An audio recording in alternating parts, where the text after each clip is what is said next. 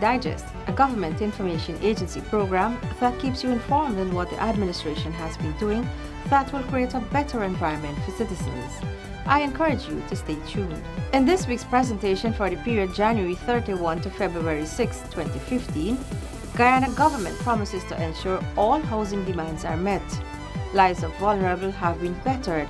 Over $36 billion spent in recent past. Amerindian land titling continues to be on the front burner, and Guyana accepts several recommendations of UN's periodic review. The Human Services Ministry has been set up to deal with social innovations that are designed to address issues and enhance the quality of life of individuals, families, and communities. Hefty budgetary allocations over the years have been provided for the ministry to ensure these are done.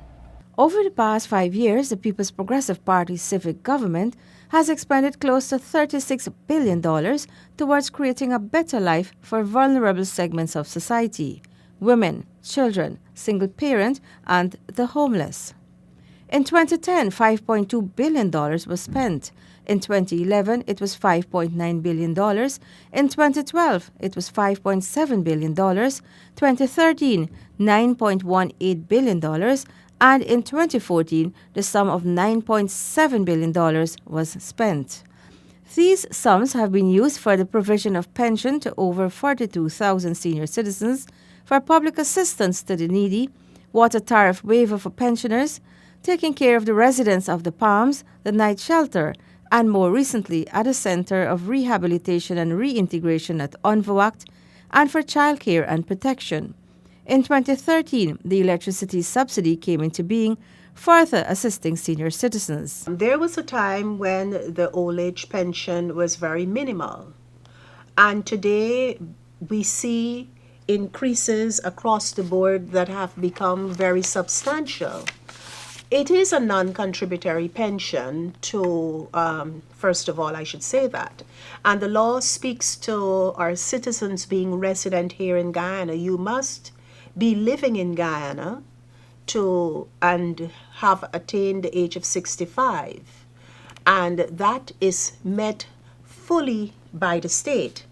If I were to give you an example, you mentioned 337 million, but 337 million was just the cost of implementing the subsidy to the old age pensioners, those who were deemed eligible under that program.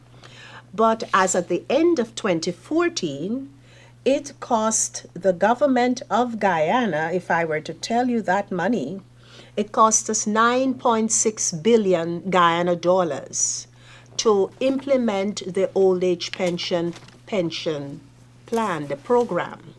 And that was just for the payment of pensions only. The ministry projects that this year, 47,000 pension books will be distributed, testimony that Guyanese are living longer. The ministry is also involved in awareness exercises on varying issues that affect communities and people, such as domestic violence, sexual violence, and trafficking in persons. Single parents are benefiting from a microcredit loan scheme, the Women of Worth program, and several of them have been successful in their ventures. In signaling its commitment to an effective human rights system that works for all, Guyana, through its Foreign Affairs Minister Caroline Rodriguez-Burkett, has accepted 75 of 143 recommendations made at the United Nations Universal Periodic Review meeting. Upon her return from the meeting, which was held on January 27th in Geneva, Switzerland, Minister Rodriguez-Burkett brought the media up to speed with the outcome of the meeting. This was Guyana's second review since the first, which was done in 2010, and as such, the 2015 reports dealt with measures taken since the last review. In 2010, most of the recommendations focused on abolishing corporal punishment for schools, abolishing the death penalty and decriminalizing adult same-sex relations, and removing those sections of the laws that discriminate against lesbians, gays, bisexual, and transgender persons. However, the minister pointed out that many of the recommendations have deep cultural and societal considerations and will require widespread consultations before reaching a conclusion that will find favor with the majority of persons in society. And indeed the majority of parliamentarians, because ultimately that's where the laws will have to be amended. And this is the approach the government of Guyana will continue to take on these issues. Some of these recommendations also have financial considerations. And while we have been increasing the budget to the social sectors, we found it necessary to indicate to the UPR working group and the member states present that we believe that the means of implementation for the Sustainable Development Goals, which are being finalized right now, must be very clear. Nonetheless, she stated that the improvement of the lives of citizens, their human rights, and their overall well-being will continue to be the focus of the government of Guyana. She added that it is for this reason that Guyana has accepted the majority of the recommendations, since they represent what the administration is doing and will continue to do. The UPR process will therefore continue to be a very important aspect of the human rights mechanism to which Guyana subscribes fully. Meanwhile, 64 recommendations have been accepted for consideration, while another 4 were accepted as they are already in their implementation stages. The Guyana government's aggressive housing drive has enabled over 100,000 families to become homeowners. In spite of this success, the government is persevering to ensure all demands for housing are fulfilled. It was a joyful day on February 4 when 264 persons received house lots at D. William and Zeeburg West Coast Demerara. After a long time, it's a good opportunity to get some land and own it. So it's nice. I feel nice and happy about it. Excited. Why? Because I think from today I'm going to be owning my own home. It was a very long time that I applied, and now it's confident that I would get a house lot. So I would say very much thanks to the housing sector about the house lot. I'm feeling very good. And I'm very thankful to get my land today because I was waiting for a very long time to get my land.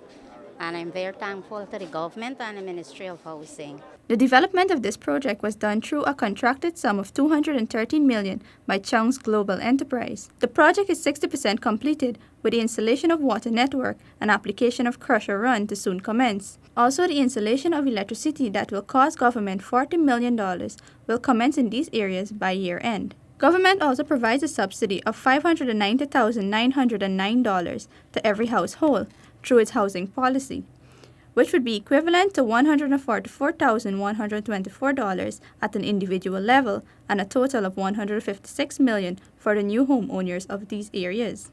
In this area, where we are allocating lots today, we've invested $213 million, creating close to 300 lots. This would bring benefit to more than 1,082 persons. 60% of infrastructure work, including water network, has been completed. Electricity would commence before December, and the resources to pay for this electricity has already been earmarked at $40 million Guyana dollars. The average cost for developing each lot, the average cost of developing each lot here is more than $1.3 million Guyana dollars.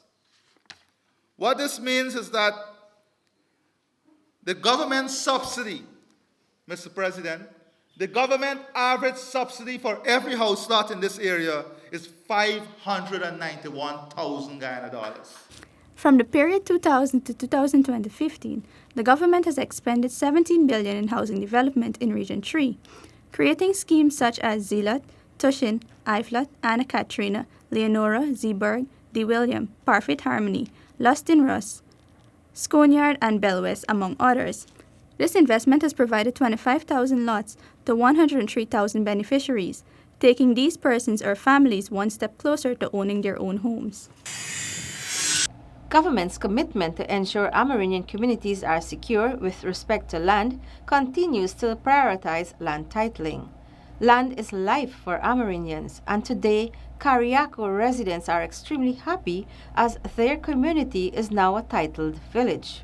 Amerindian Affairs Minister Pauline Sukai recently handed over the title document to Tushao of Carriacou Louis Samuels, granting the community absolute ownership for 51,641 acres of land. Titling lands to Amerindian is a solid commitment of the People's Progressive Party civic government. Untitling of lands to Amerindian, simple as it seems, to follow a process as enunciated in the Amerindian Act, do have its challenges. And Kariako land titling had challenges, and you know so. That is not something that we will sweep under the carpet, but of course, a united position, strong leadership, and consistent representation. This project will provide an opportunity for Amerindians to better manage, protect, and improve their chances of expanding their economic activities. I feel so proud, I feel so happy about this. And I also congratulate the former two shows who fight for this land title before. And also my health worker. He was my former secretary on my first term, that he do most of the writing. And also I must congratulate my community mining ranger. If he's there, he is one that helped us to write letters concerning this land, which is years of fighting. And today, my brothers and sisters, I will say it is over. Under the Guyana Red Plus Investment Fund, GRIF, government in 2013 signed a US $10.7 million document for the implementation of the land titling and demarcation project. Currently, 4 communities are undergoing the process, with 20 more due to start soon. In 2016, 20 other communities are due to have their lands demarcated and titled. This program, which is expected to be completed by the end of 2016, will see a total of 45 villages being demarcated and titled. The fall in gold prices internationally in 2014 saw a national declaration of the metal decreasing by almost 20%. The amount of gold declared was 387,508 ounces in 2014.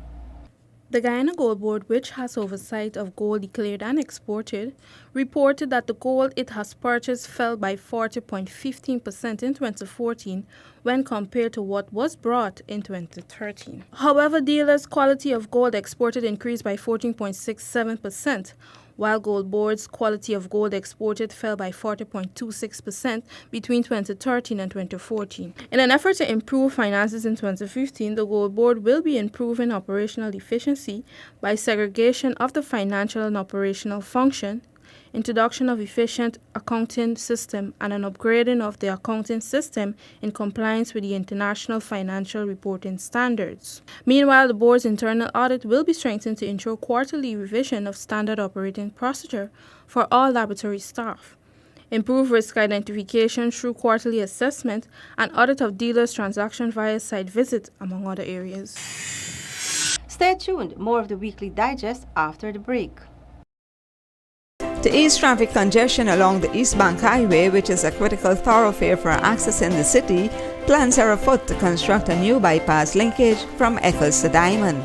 Additionally, the feasibility study for the East Coast East Bank Bypass Road has been completed, and government will be examining how to advance this huge project. Ghana's crime fighting capacity has been boosted tremendously. A state-of-the-art forensic laboratory, the formation of the country's first ever special weapons and tactical SWAT unit, and institutional strengthening are some aspects of the sector's reforms. Capacity building has played an important role as ranks have received training both locally and overseas to effectively deal with various aspects of crime solving. A message from the Government Information Agency.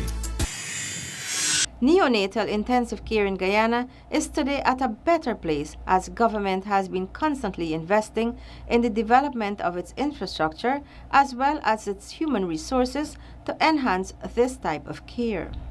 Over the past 3 years, neonatal intensive care units have been developed at the country's 5 main hospitals. That is the Georgetown Public Hospital Corporation, New Amsterdam, Linden, West Demerara, and Suddy. In addition, several training programs have been developed. Recognizing the importance of their role in this procedure, the nurses who have graduated from the first and second batches of the training courses, along with those who are currently enrolled in the Neonatal Intensive Care Unit training program, were treated to an honorary breakfast. They were joined by Minister of Health, Dr. Prem Misra, along with other key officials in the health sector. I think we need to commend, we need to celebrate, we need to nurture, we need to demonstrate to our staff our care and our recognition of what they're doing. So if this breakfast was meant simply for that, this is a wonderful initiative, and I would like to commend whoever, I suspect it's Mr. Khan.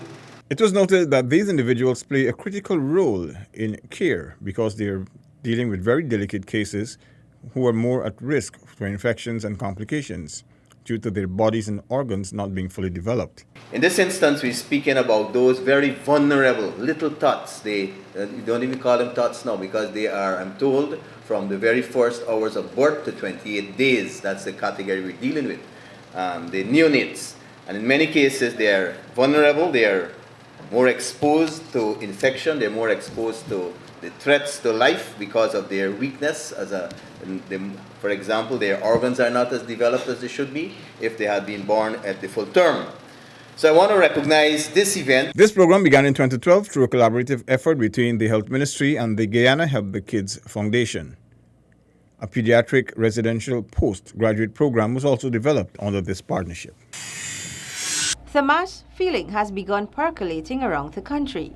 While adults will have to wait their time to have fun, children from across various schools in Georgetown have been enjoying themselves as they keenly compete in several competitions.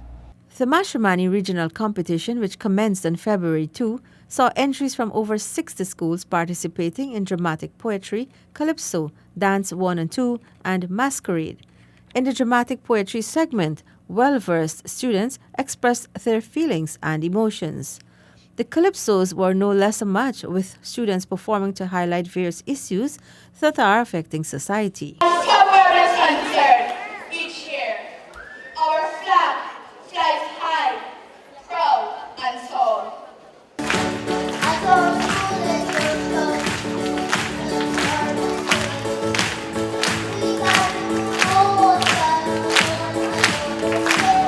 Meanwhile, in the dance segment, students portrayed energetic and spectacular performances, leaving the judges with a challenging role of deciding the winning schools in the various categories. This segment saw nursery, primary, and secondary schools performing to a wide genre of music, and the beat of drums thrilling the audience as they jumped to their feet and cheered the performers. Masquerade, which plays an important role in Guyana's culture, was also showcased by several schools.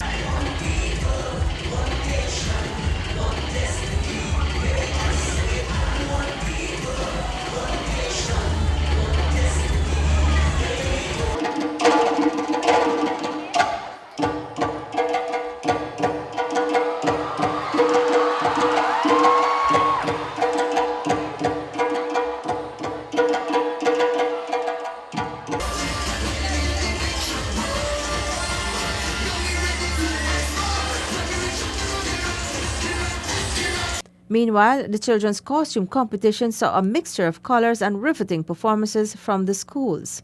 The first place winners of the primary and secondary school competitions will represent Georgetown at the National Mashramani competition. Mashramani 2015 is being celebrated under the theme One People, One Culture, One Celebration to commemorate Guyana's 45th Republic anniversary. During Cabinet's statutory meeting at the Office of the President on February 3, several issues of national concern were discussed. The media was subsequently briefed on Cabinet's deliberations. At its February 3 statutory meeting, Cabinet examined the industrial action implemented by staffers and students at the University of Guyana, describing it as being driven by, quote, vested interests. The sad reality is what the industrial unrest has and is preventing is the necessary focus, the commitment of all the stakeholders to addressing the very necessary challenges that all and sundry are aware of. Those challenges that the incoming Vice Chancellor, Professor Opudei, and the council at the University of Guyana, they are in possession. And in that context, all the stakeholders are in possession of the research, of the information, of the disclosures, of the revelations about the dire situation that face the university and the efforts that they are making to turn the tide and to improve on the situation. The former president, Dr. Barrett Jagdeo, via cabinet, issued a statement disassociating himself from a motion filed in the High Court which seeks to overturn the constitutional term limits for serving presidents. Apparently, the deliberate attempts to create uncertainty at this particular point in time in Guyana by the filing of a constitutional motion that essentially seeks to void constitutional amendments that limit the term of office of an elected president of Guyana. Former President Jagdeo, who is named in that motion by the applicant, has disclosed his disinterest in the matter and his formed resolution not to entertain further constitutional post-holding. Government is taking measures to ensure that the Iroquois Rainforest Reserve is adequately funded for the 2015 financial year with a $100,000 tranche from the Guyana Geological Mines Commission. The current dire financial situation of the center would be eased, cabinet reasons, as that 2015 financial plan is successfully implemented, and importantly, as the international community financial support to the center is resumed. The appointment of Derek Cummings as a permanent secretary in the Ministry of Tourism was announced by the Cabinet Secretary. It was also announced that the life of the Walter Rodney Commission of Inquiry has been extended from January 31, 2015 to March 31, 2015. And now for perspectives with Dr. Prem Misra. There is general agreement that politics is about acquiring power, and once acquired, the formation of a government constitutes the next solemn act, as well as the sustainability of this power. There is probably general agreement, too, that the government's primary responsibility is to meet the needs of the poor and vulnerable, to satisfy the interests of the working class, to pay more attention to human development than to quantifying statistics on economic indicators, and to become global. In essence, governmental performance is the name of the game at any election because the voters have to evaluate this performance. As Guyana now moves closer to the next general and regional elections in a few months' time, the people will make their own judgments on how well the ruling PPPC is executing its responsibilities in relation to improving the lives of the working class. And the PPPC has done quite well in this regard, so that should not be a problem. The people will also issue a pronouncement on the other challengers, the other political parties contesting the elections. That is, what they have in store to offer the working class that would significantly enhance its human development. And so, if the voters perceive their performance positively, the PPPC could start off on the campaign trail with an advantage as the incumbent. But these arguments come from the pure election theory or the theory of electoral competition that hypothesizes that voters vote for the candidate whose issues they prefer. The theory does not consider other decisions that voters make. And in this situation, the big decision is not about issues as the opposition thinks, but voters have to decide whether or not to vote. That is the big issue. Additionally, there is more to a voter's decision to vote other than merely choosing between two parties' issues, especially in Guyana, where about 2/3 of the population is under 35 or under age 35. The essence of the voter's decision may lie more in a question such as like, what have you done for me lately or recently? And so in interpreting this question, it seems that voters vote partly on the basis of the performance of the government, that voters vote partly on the basis of the performance of the government, and that the evidence that voters vote on issues is not convincing. Challengers, that is the opposition, in an election, therefore, are at a disadvantage since voters make their minds up on their perceptions of the government's performance. They do not vote on the basis of issues directly.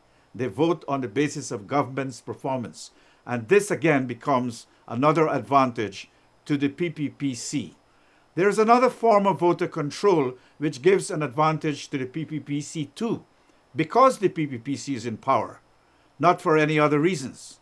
Most governments have two policy instruments, a frontline policy and a backdoor policy, for which many voters have mixed preferences. And also many voters may have no interest in any backdoor or secondary policy. Nonetheless, there may be a small group of voters referred to as, say, single-issue voters who have greater interest in this kind of secondary or backdoor policy or backstage policy than in the frontline policy. And in a tight election, single-issue voters may be strategic to winning an election. So it may be a good thing for ruling politicians to embrace the single-issue voters' secondary or backstage policy. That is how voters can exert control over politicians. But again, the backstage policy or the secondary policy execution is legitimately within the governmental environment. That is because the PPPC is in power. And so it gives the PPPC another legitimate advantage to win the next election. I thank you. And with those features, we have come to the end of this edition of Weekly Digest. But before we go, here's a repeat of the highlights. Guyana government promises to ensure all housing demands are met. Lives of vulnerable have been bettered. Over $36 billion spent in recent past. Amerindian land titling continues to be on the front burner, and Guyana accepts several recommendations of UN's periodic review. Please note that Weekly Digest and other government information can be found on our website www.gina.gov.gy, or you can send us your comments and suggestions at ginagovgy@gmail.com. Join us again next week as we highlight more of the government's programs and policies that are aimed at enhancing the lives of citizens. I am Shanti Govardhan. Do have a safe week ahead. Goodbye.